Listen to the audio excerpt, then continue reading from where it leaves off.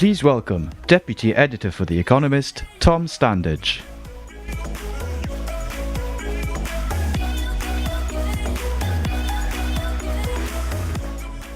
Hello again, everyone. Hope you had a good lunch. Our first session after lunch is on politics and progress. And to discuss this, we have two people at the intersection of policymaking and LGBT rights. And they are Tiernan Brady, who's the director of the Equality Campaign of Australia, who some of you may have heard from earlier in one of the workshops, and Danica Roem, a legislator in the Virginia House of Delegates. Please welcome Tiernan and Danica. I'm going to go over here.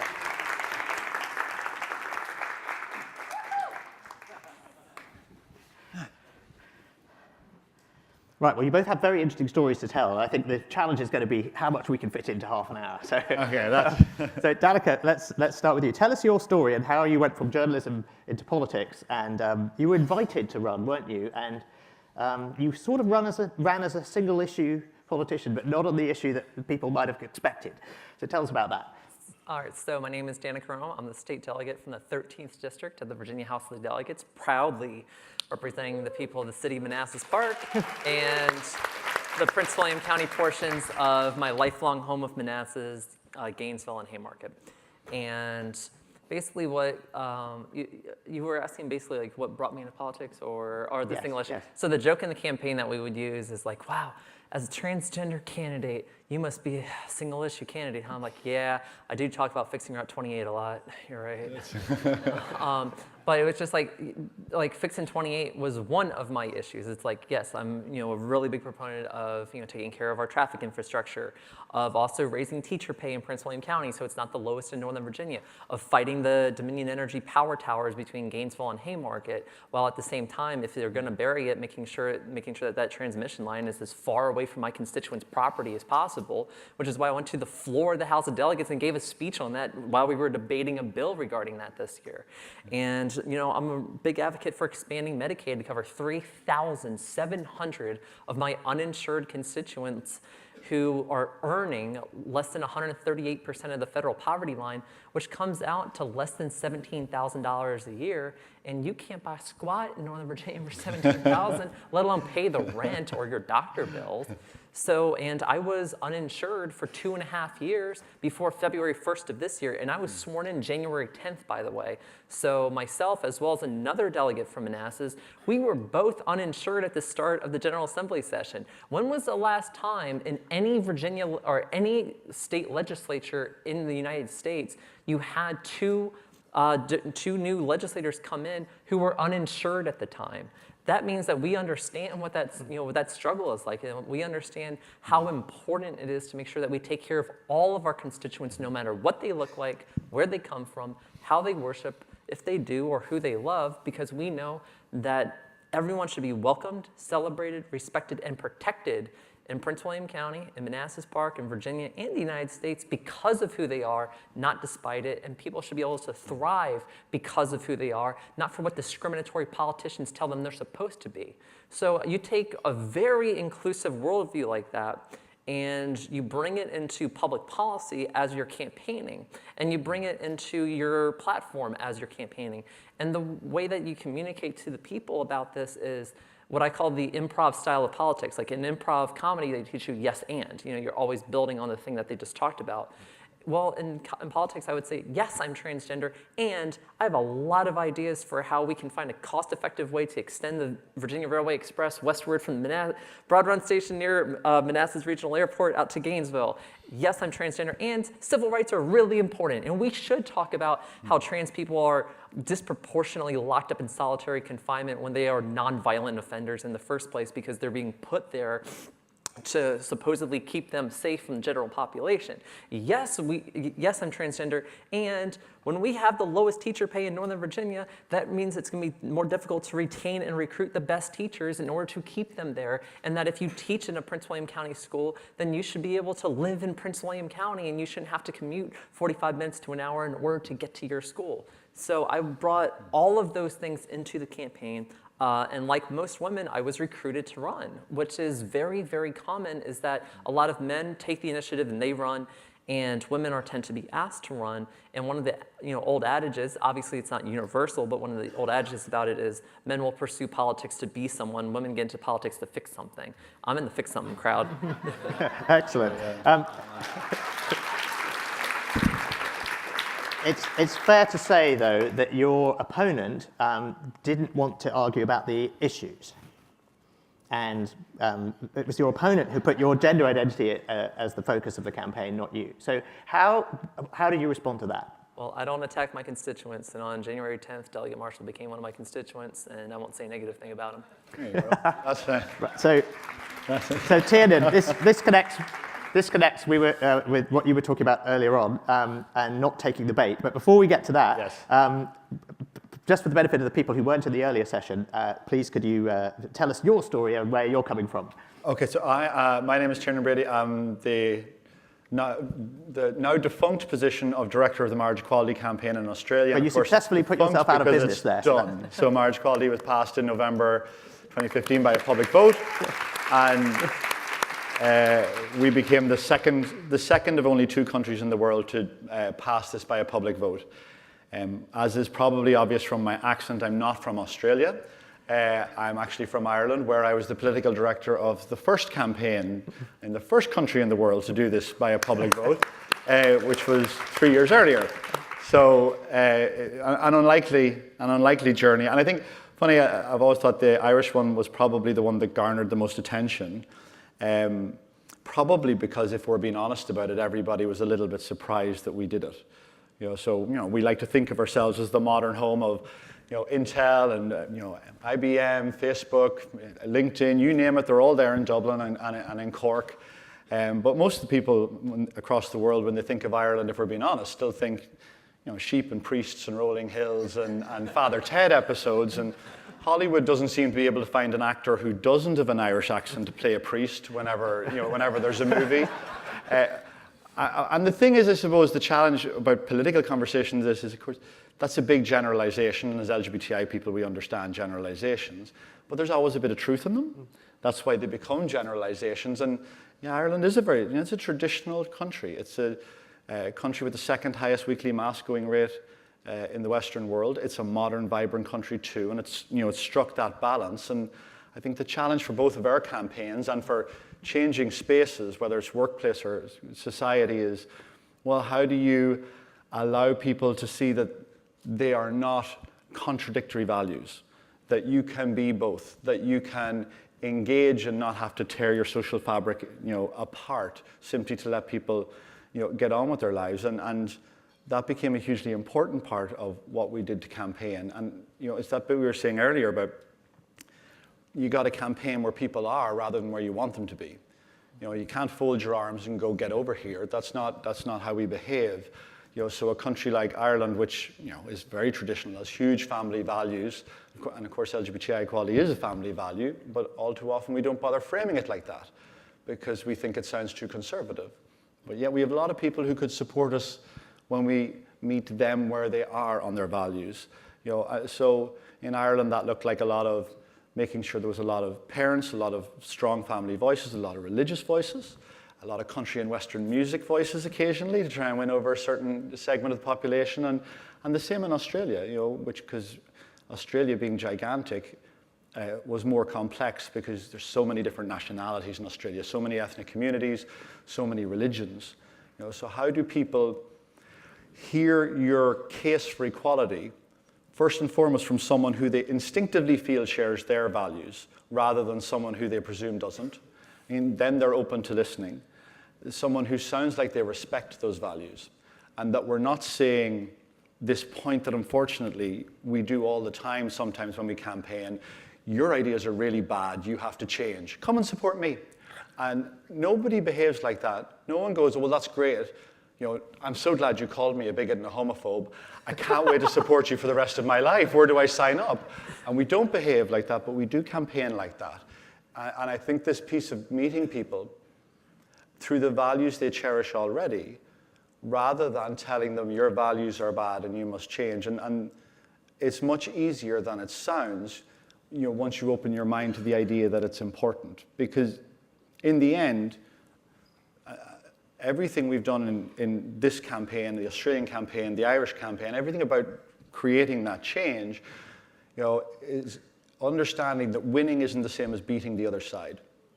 Winning is persuading the other side, because the people who are currently on our side, most of them were on the other side 10 years ago or 15 years ago, and they changed their mind because we met them where they were. We talked to them through the language of their values, and we can't give up hope that we can't persuade everybody. We should be confident that we can, and if we want to run a campaign that's more about, I want to beat the other side down, that's all well and good, but then we're treating social change like a political campaign. And then when the next campaign rolls around, we might lose. Well, so earlier on, you were making this contrast between political and social campaigns, which I wanted to hear your views on, Danica. So why don't you give us quickly why you think they're different? Because I'm not sure you agree. Political campaign is a war. It's about a zero-sum game. The winner wins the election, and then you have to get suited up for the next election. The loser is out of power. You don't have to share power with the person you beat. And that's the nature of political campaigning. Social change campaigning isn't just about changing laws. It's about changing attitudes. It's about changing communities. It's about changing the daily lives of the people whose lives we're trying to make better. And when we campaign in that way, it's more sustainable and enduring. And the challenge is, if we don't clearly differentiate occasionally that this is a social campaign that has political aspects and has political leaders and political heroes, but it is a social change campaign, and we're not here to beat anyone. We're here to persuade everybody. Do you see things that way, Danica?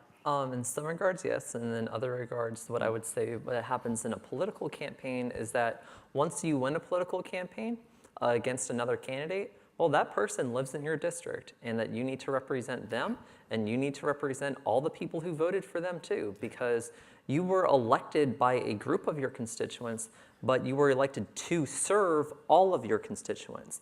And one of the ways that I would explain this is that when you're in a campaign, when you're knocking on doors, you are targeting which doors to knock on, because you are under the presumption that the other side is there to knock on their targeted doors, and that together you guys will be all getting out your the electorate, basically, right?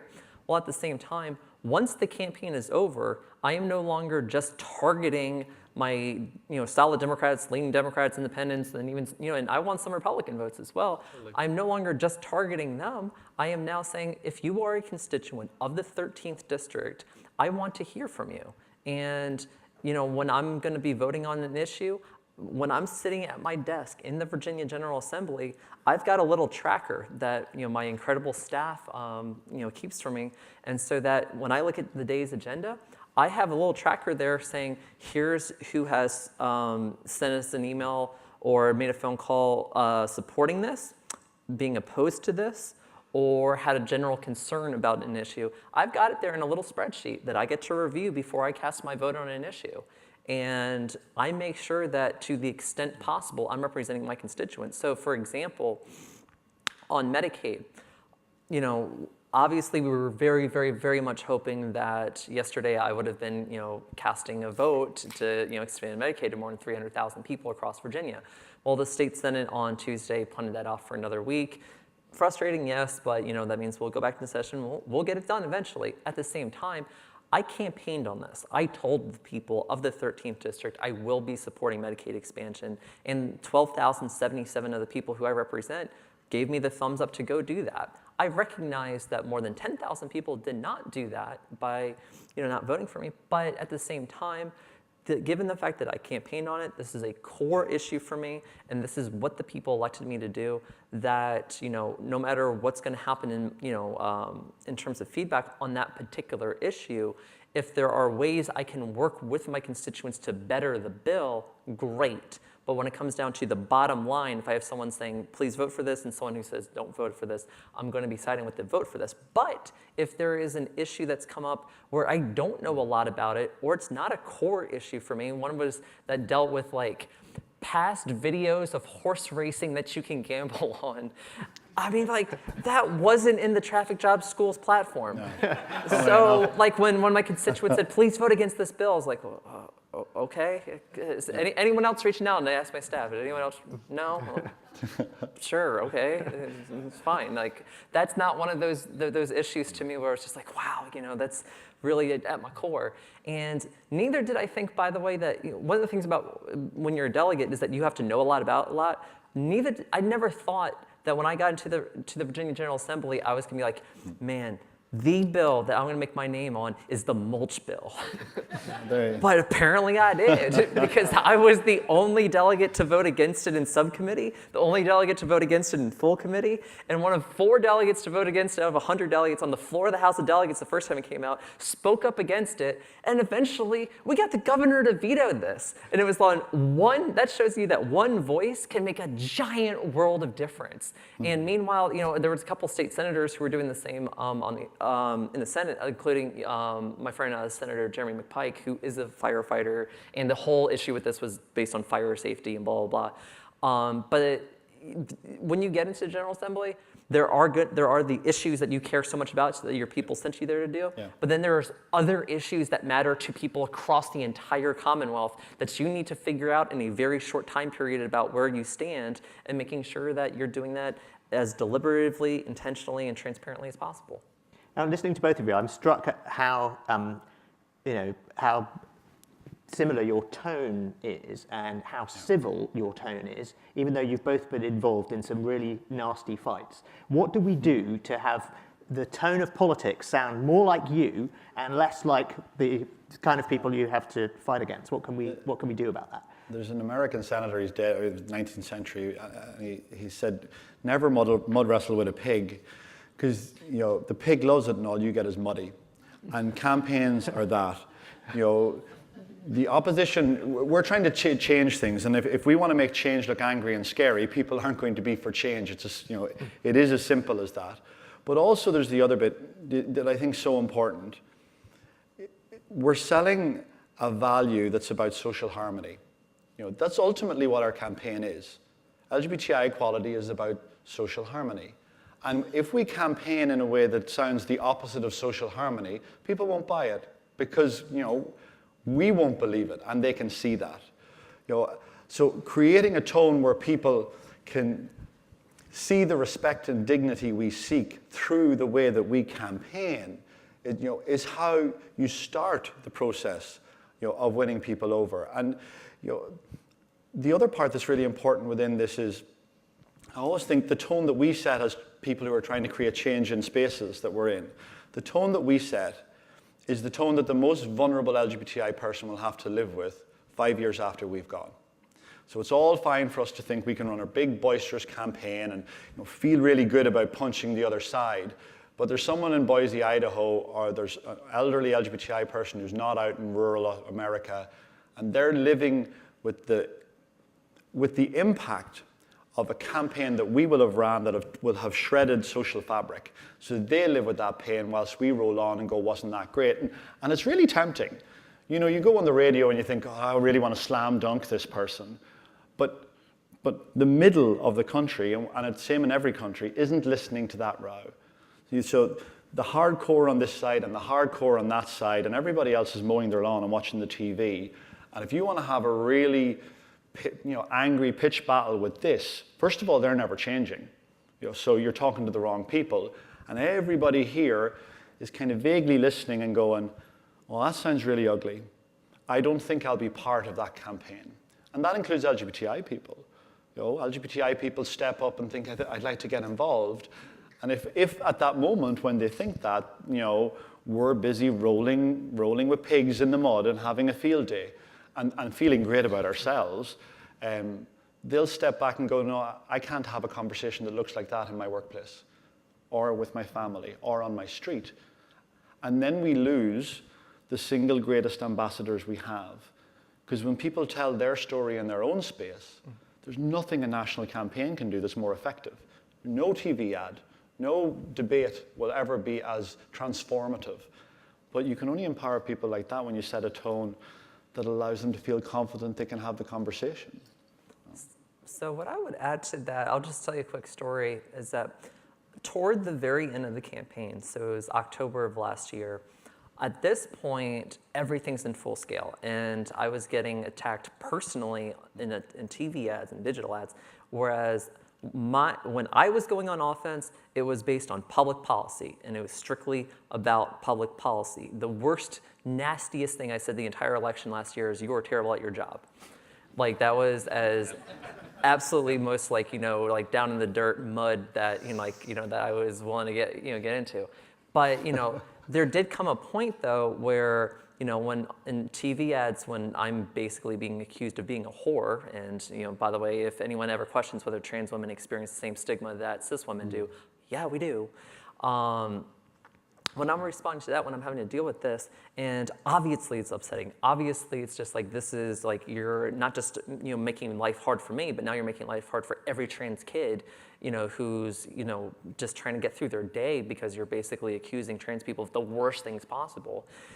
I got a phone call from someone who I've known for a long time, who I used to cover as a newspaper reporter in my community, because I was the lead reporter of the Gainesville Times, so I covered Prince William County for 9 years, 2 months, and 2 weeks from 2006 to 2015. So I authored more than 2,500 news stories about the greater Prince William County area. So obviously I know a lot of people in the general area. And I got a call from someone, we talked about it, and that person had said online, "I'm not going to vote for either of you guys. You guys are just getting so negative and so nasty, blah, blah, blah." Well, that person calls me later and like, "Well, I'm going to support you, but you got to change the tone of what's going on right now. You keep responding to what they're doing. Stop responding. I want to hear your vision." I was like, "You know what?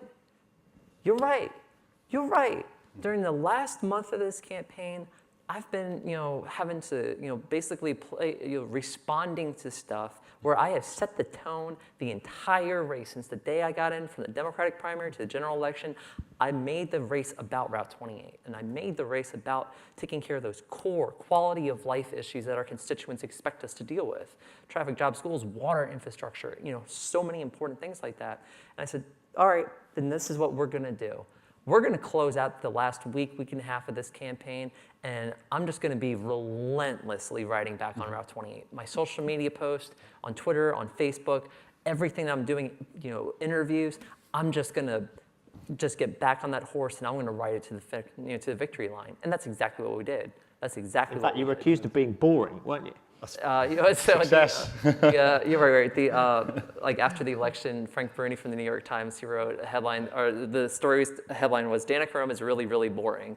And I told Jordan Klepper from the opposition on Comedy Central, I said, "I don't know what point in American culture a transgender metalhead journalist, stepmom, yogini, vegetarian became boring." There you go. But here we are. Yeah. I think it's the thing as well, when you resist it, because you have to resist it. The great thing, for everybody in this room, and for anybody who's running for office and anybody who wants to change, the daily lived experience of people, the leadership that has to be shown is resisting the temptation to take the bait, to run down the rabbit hole and spend the day, fighting, because it's just unseemly. Because the other thing it does, which is terrible, is it stops people asking us anything. So what we found whether it's here, whether it's in Ireland, whether it's in Australia, people were terrified to talk to gay people about gay stuff. And as a result of that, people in workplaces and right across society who were nearly supporters had no space to ask that last question, because they don't want to get the language wrong. They think we'll behave like normal politics and we'll bite their head off. They do think we're thin-skinned, and that if we get the language wrong, we'll bite their head off. And we had a politician, I'm not naming him, we had a politician in Ireland, and he kept telling me the whole way through the campaign how much he was in favor of BLT equality. And he campaigned across Ireland for sandwiches everywhere he went. Was there a vegetarian option? Well, that's okay. That's cool. We could go, "I'm sorry, you're not an expert, you've got that wrong." And then we lose this advocate.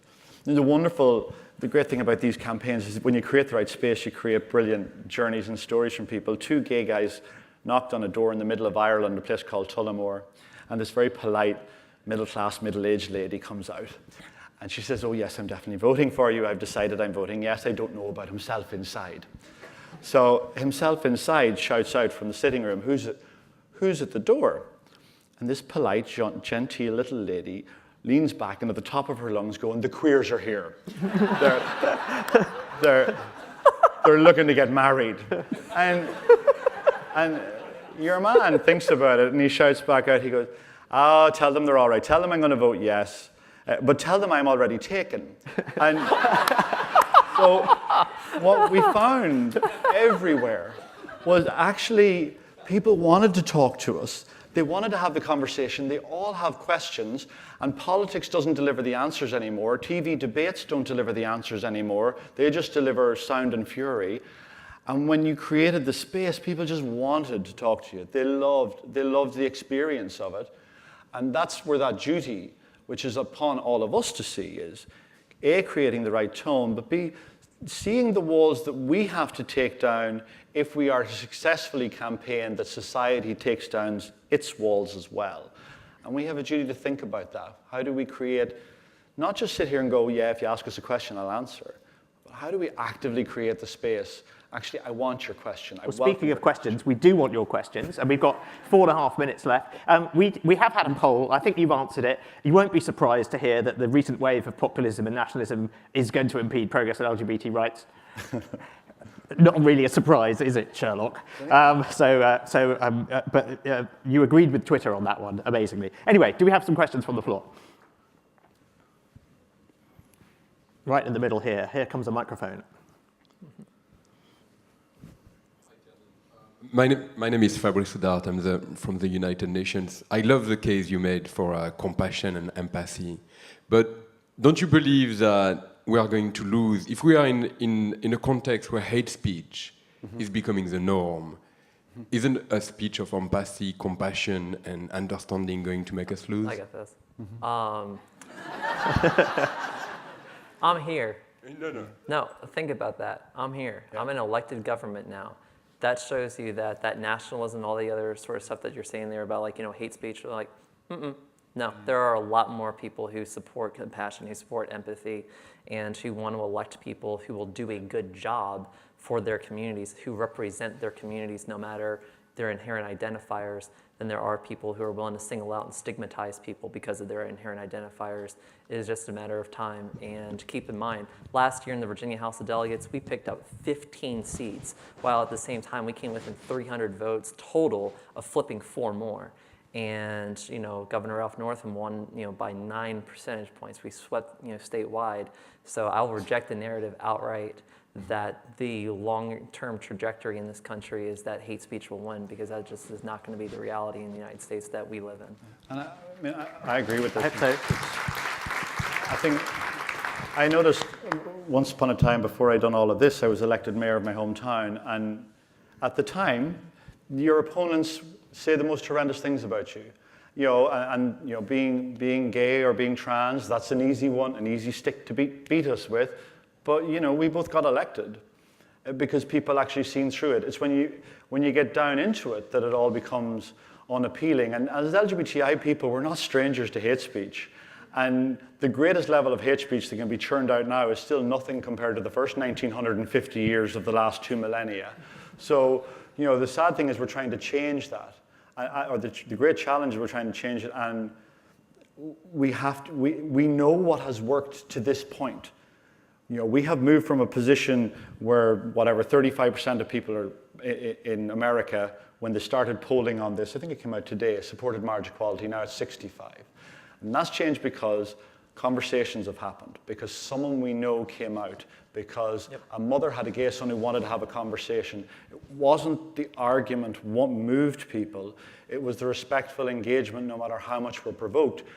And we will be provoked more simply because we're winning. And we can't lose sight of, A, what got us this far, which is respectful engagement, and B, our ultimate goal, which is social harmony. And when we go off our own message, we make that day further away, I think. Hey, we have 1 minute. Can I hear from a question from one of the women in the audience? I always want to elevate women's voices. Thank you. You can definitely answer this within a minute. So Tiernan and I saw you speak earlier today, and it prompted a couple of sidebar conversations, and I think it happened in the panel after. The I, LGBTI, What is the word that you're attaching to that I? Okay, so I is intersex, which I think is one of the United Nations. LGBTI is one of the United Nations, and there's LGBTQ, and then somebody had the genius to create up SOGI, which was sexual orientation, gender identity, which is probably the worst acronym for any group of people in the world. We're the SOGIs. And I got an email from a Canadian organization a few years ago, and it was the LGBTTIQQASS Plus on the end. 2F. Yeah, so it was lesbian, Don't queer, forget the BBQ. transgender, transsexual, transvestite, intersex, queer questioning, asexual, straight, and two-spirited for the Indigenous Canadian. And they were asking for advice about what to do. And then, I mean, you had to change your name. If we are trying to humanize ourselves, we have to make sure our acronyms, every one of those letters matters to us, but we can't dehumanize ourselves in the process. My official assigned mentor in the Virginia General Assembly, Delegate Mark Levine, he's out as gay. He just calls it rainbow. He doesn't like using all the letters. He calls it the Rainbow Caucus, Rainbow People, Rainbow Families, X, Y, and Z. By the way, I know you had a question. You want to do it real quick? Yeah. That's all right. Sorry, we got this. The question I have for you is, as the world becomes more diverse, I think sometimes the rainbow hides the socioeconomic inequalities, even in LGBTQ communities, that still persist. How do you create that intersectional conversation that goes from marriage to a broader social justice conversation that I think all diversity should start addressing? We tell our stories. Yeah. That is the absolute number one thing, and people need to understand that the LGBTQ rainbow experience is not a monolith, and that as a newspaper reporter, I had to cover 2 brutal homicides of young black transgender women in Montgomery County, Maryland, where one woman was stabbed so many times her family had to dress her body in a white gown that came down to her wrists and her ankles just to preserve an open casket funeral, and the other person was shot in the head and shot in the groin after being dragged out into Montgomery Village alleyway and left to die between a brick wall on one side, dumpsters on the other, and her screaming mother in front of her. That's the sort of experience that I highlight, saying that as a trans woman, as a white trans woman, I know there is a degree of danger that I'm putting myself in by being out and visible and by knocking on doors. At the same time, I didn't view my very existence in doing that to be potentially fatal, to any relatively high degree, although certainly, I get more death wishes than death threats. And so it's just like, man, y'all's game is terrible. Your wishes suck. But what I will say, though, instead, is that I now have this national platform as a local delegate, go figure, and that I'm going to elevate the stories of Kiana Blakeney. I'm going to elevate the stories of Zella Ziana. I'm going to elevate the stories of other people who don't have this position of power, because their stories need to be told as well. And that, it's like, look, violence happens to white trans women. Just, there was, the first federal hate crime, prosecution under gender identity occurred because of the brutal slaying of a white woman in the Deep South. At the same time, we also know that in the United States, the overwhelming majority of murders that happen toward trans people are happening to trans women of color, especially black women. And that's something that we have got to say, that it's like, look, yes, marriage equality is important. Yes, employment non-discrimination is important. Yes, X, Y, and Z. And yes, winning elections is important as well. And while we're doing that, we have to understand some of us have the avenues to be able to get there in the first place because, so in my case, I spent 13 years in Catholic schools. I had, even though I came from, a tough background, my dad died, he committed suicide when I was 3 years old. So, it's like I didn't come from, the perfect life and everything to get to where I am. But at the same time, there's a lot of people who are still overcoming systemic, barriers, dealing with racism, dealing with institutionalism, dealing with classism, X, Y, and Z, who, when they're able to break out of that cycle, they're the exception instead of the norm. And we have got to tell their stories. We have got to highlight that because, frankly, a lot of people just don't know.